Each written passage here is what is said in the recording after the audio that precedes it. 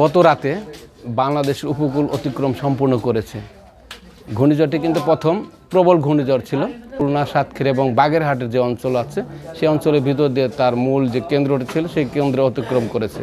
ঘূর্ণিঝড় রিমাল গত রাতে বাংলাদেশের উপকূল অতিক্রম সম্পূর্ণ করেছে। ঘূর্ণিঝড়টি কিন্তু প্রথম প্রবল ঘূর্ণিঝড় ছিল। এর পরবর্তীতে বাংলাদেশ যখন উপকূল অতিক্রম করে তখন কিন্তু এই প্রবল ঘূর্ণিঝড় হিসেবে বাংলাদেশের উপকূল অতিক্রম করে।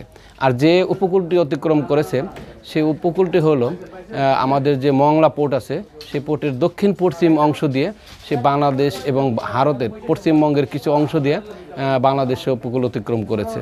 অর্থাৎ খুলনা, সাতক্ষীরা এবং বাগেরহাটের যে অঞ্চল আছে সেই অঞ্চলের ভিতর দিয়ে তার মূল যে কেন্দ্রটি ছিল সেই কেন্দ্রে অতিক্রম করেছে। এবং গত রাতে সে প্রবল ঘূর্ণিঝড় হিসেবে সে বাংলাদেশ উপকূল অতিক্রম করার পর আজ সকাল সে কিন্তু ঘূর্ণিঝড়ের রূপ নিয়েছিল এবং পরবর্তীতে সে সকাল 9টায় যশোর অঞ্চলের উপরে গভীর স্থল নিম্নচাপ হিসেবে অবস্থান করছে। এই গভীর নিম্নচাপটি যেটি আছে স্থল নিম্নচাপ সে আরও উত্তর পূর্ব দিকে অগ্রসর হয়ে বৃষ্টি ঝরিয়ে আস্তে আস্তে দুর্বল হয়ে বাংলাদেশের উত্তর পূর্ব যে অঞ্চলগুলো আছে বিশেষ করে ঢাকা বিভাগ এবং ময়মনসিংহ এবং সিলেট বিভাগের উপর দিয়ে আজ বিকাল অথবা রাত নাগাদ বাংলাদেশ অঞ্চল যে আছে বাংলাদেশ এরিয়া আছে সেই এরিয়া অতিক্রম শেষ করবে।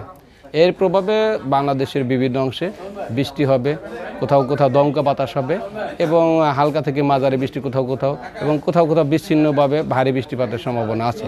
তবে এই বৃষ্টিপাতের প্রবণতা আজ দিনে এবং আজ রাত পর্যন্ত থাকবে। আগামীকাল 28শে মে থেকে বৃষ্টির প্রবণতা কমতে থাকবে এবং বাংলাদেশ থেকে এই যে ঘূর্ণিঝড়টি ছিল বর্তমানে যে স্থল নিম্নচাপ আছে সে আস্তে আস্তে গুরুত্বহীন হয়ে যাবে আগামীকাল, অর্থাৎ আজকে রাতের পর থেকে সে গুরুত্বহীন হয়ে যাবে।